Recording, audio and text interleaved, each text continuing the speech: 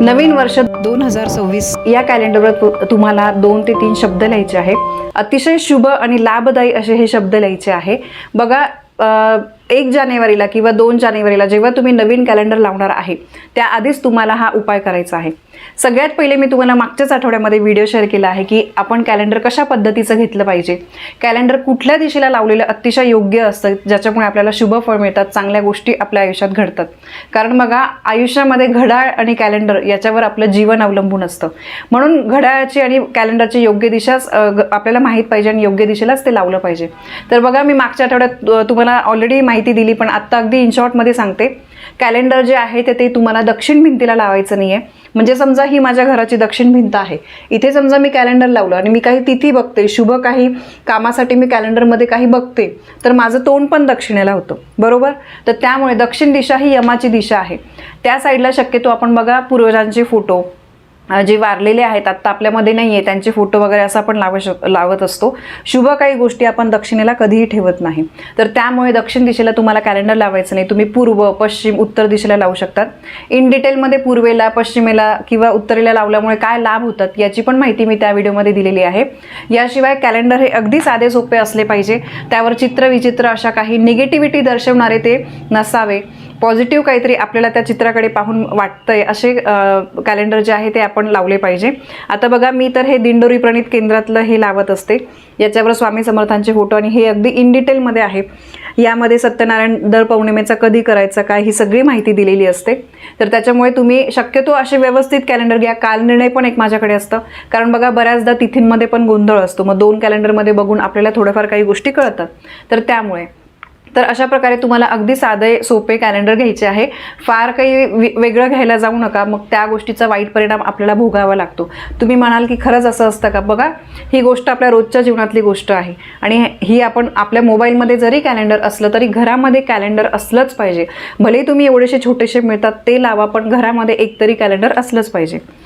तर बघा ही झाली कॅलेंडर बद्दलची इन शॉर्ट माहिती। अजून इन डिटेल माहिती पाहिजे असेल तुम्हाला कॅलेंडर कुठे लावायचं, कसं लावायचं, काय फायदा असतो, मागच्या आठवड्यात मी व्हिडिओ शेअर केलेला आहे, नक्की बघा। आता उपाय काय करायचा आहे ते मी तुम्हाला सांगते। तुम्हाला या उपायासाठी ना हिरव्या शाईचा पेन लागणार आहे, मग तुम्ही हिरवा स्केच पेन घेतला तरी पण चालेल, ठीक आहे। आता बघा तुम्हाला इथे दिसत असेल, इथे मी लिहिलंय श्री स्वामी समर्थ, बरोबर, आणि इथे लिहिलंय तुळजाभवानी माता प्रसन्न। तर तुम्हाला कॅलेंडरवर श्री स्वामी समर्थ लिहायचं आहे आणि तुमच्या कुलदेवीचं नाव लिहायचं आहे। आता आमची कुलदेवी ही तुळजापूरची तुळजाभवानी माता आहे, तर त्यामुळे मी तुळजाभवानी माता प्रसन्न असं इथे लिहिलेलं आहे। आणि त्यानंतर कॅलेंडरवर तुम्हाला हळद आणि कुंकवाने स्वस्तिक काढायचं आहे। आता इथे मी काढलेलं आहे, छोटंसं काढलेलं आहे, कारण बाकी इतर ठिकाणी जागा नाही आहे। तर या 3 गोष्टी म्हणजे श्री स्वामी समर्थ, कुलदेवीचं नाव आणि हळद आणि कुंकवाने स्वस्तिक काढायचं आहे। बघा दर महिन्याच्या याच्यावर तुम्ही आत्ताच लिहून ठेवलं तरी पण चालेल। या 3 गोष्टी ज्या आहे ह्या तुम्हाला दर महिन्याच्या पानावर लिहायच्याच आहे, ठीक आहे। बघा स्वस्तिक हे मांगल्याचं प्रतीक आहे। स्वस्तिक चिन्ह बघा कुठल्याही शुभ कार्यात काढलं जातं, आपण कलशावर स्वस्तिक काढतो, लग्नामध्ये जे मधला अंतरपाठ असतो त्याच्यावर स्वस्तिक असतं, कुठेही म्हणजे तुम्ही गणपती बाप्पांचा आपण मूर्ती घ्यायला जातो हातावर स्वस्तिक असतं। म्हणजे स्वस्तिक चिन्हामुळे आपल्या आयुष्यामध्ये मंगलमय गोष्टी घडत असतात, म्हणून आपल्याला स्वस्तिक चिन्ह, त्यानंतर श्री स्वामी समर्थ आणि कुलदेवीचं नाव।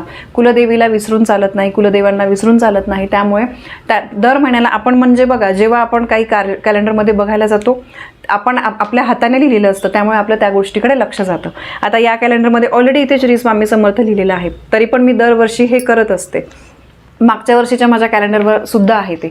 यानंतर दुसरी गोष्ट म्हणजे आता तुम्हाला तुमची समजा काही इच्छा आहे, आता हे जे वर्ष आहे 2024 जे वर्ष गेलं त्या वर्षामध्ये कोणाला काही दुःख आले असतील, कोणाला संकट आले असतील, कोणाला अगदी आनंदाचं गेलेलं असेल, पण आपण दुःखांना धरून बसण्यापेक्षा पुढचं येणारं आयुष्य चांगलं जाण्यासाठी आपल्या हातात काही गोष्टी असतात, तर त्या तुम्हाला करायच्या आहे।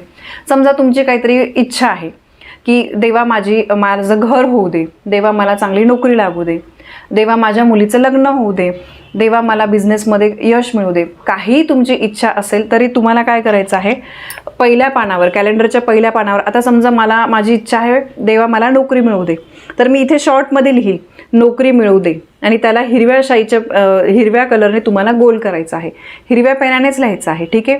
किंवा माझं घर होऊ दे, त्याच्याने त्याला परत गोल करायचं आहे।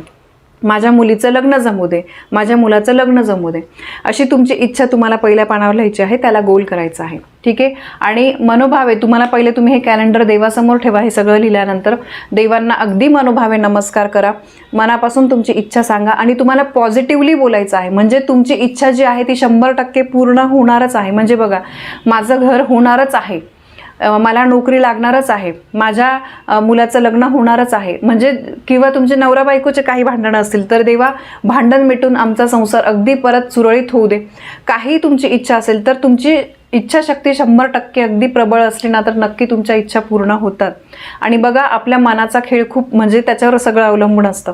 एखादी गोष्ट साधी सोपी असेल ना की बघा, आणि तुम्हाला वाटलं की तुम्ही जर अशा मनाने केलं की नाही बाबा ही गोष्ट आहे ना, ही अवघड आहे, माझ्याकडून तर होणार नाही मला असं वाटतं, पण ठीक आहे मी करून बघते, अशा जेव्हा तुम्ही विचाराने एखादी गोष्ट करतात तर त्याच्यामध्ये तुम्हाला यश मिळत नाही. कारण ऑलरेडी निगेटिव्हिटी मनामध्ये ठेवून तुम्ही त्या गोष्टीचा सुरुवात केलेली आहे.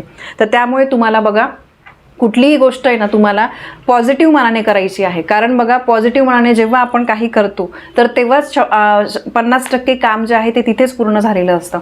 आणि मनापासून ठरवा की नाही, मी हे करणारच आहे, माझ्याकडून ही इच्छा पूर्ण होणारच आहे, यावर्षी ही होणारच आहे, असं आपल्याला. आणि हे नेहमीसाठी लक्षात ठेवा.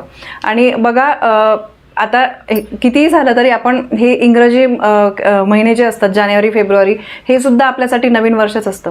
खरं तर आपण मराठी नवीन वर्ष गुढीपाडव्यापासून साजरी करत असतो, पण कुठे ना कुठे या महिन्यांचा सुद्धा आपल्या आयुष्यावर फरक पडत असतो. या महिन्यांपासून नवीन काही आपण संकल्प करत असतो, काहीतरी गोष्टी चांगल्या फॉलो करण्याचा प्रयत्न करणार असतो. तर त्यामुळे कुठेतरी या कॅलेंडरचा पण आपल्या जीवनावर परिणाम होत असतो. आयुष्यामध्ये घड्याळ आणि कॅलेंडर यांच्यावर आपलं दिवस चालू असतात. तर त्यामुळे भले तुमच्या मोबाईलमध्ये कॅलेंडर असेल तरी पण एक छोटं कॅलेंडर तुम्हाला तुमच्या घरामध्ये ठेवायचंच आहे. आपण सगळे मोबाईलमध्ये कालनिर्णय ॲप डाउनलोड करतो, बाकी इतर कॅलेंडरसुद्धा आपल्या मोबाईलमध्ये असतात, पण कॅलेंडर घरामध्ये ठेवणं शुभ मानलं जातं. त्यामुळे ते व्यवस्थित घ्या, योग्य दिशेला लावा आणि सांगितलेला हा उपाय करा. हे असं तुम्हाला दर महिन्याच्या पानावर लिहायचं आहे. आणि इच्छा जी आहे ती तुम्ही पहिल्याच पानावर लिहू शकता. इच्छा असेल काही, आणि बघा प्रत्येकाची इच्छा असते, असं नाही म्हणू शकत की माझी इच्छा नाही, मी नाही लिहित.